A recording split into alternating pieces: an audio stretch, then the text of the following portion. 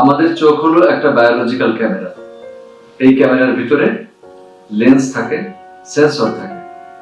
সেটি স্বচ্ছতা হারিয়ে ফেলে, তখন এটার নাম হয়ে যায় ছানি, ইংরেজিতে ক্যাটারাক্ট।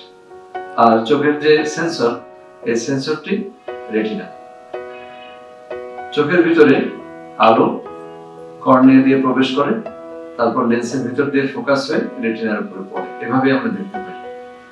বয়সের কারণে, আঘাতের কারণে চোখে এই ছানি পড়ে যেতে পারে বা এই লেন্সের স্বচ্ছতা নষ্ট হয়ে যেতে পারে। কিছুই না, এটার সমাধান হলো এটাকে বদলে আরেকটি নতুন কৃত্রিম লেন্স সংযোজন করে দেওয়া। এই ছানি যত কাঁচা অবস্থায় করা যাবে ততই ভালো। বেশি পেকে গেলে জটিলতা বাড়তে পারে। তাই আপনার চোখে দেখার অসুবিধা হলে ডাক্তারের পরামর্শ নিন। যদি অপারেশন করার প্রয়োজন হয় তিনিই বলবেন।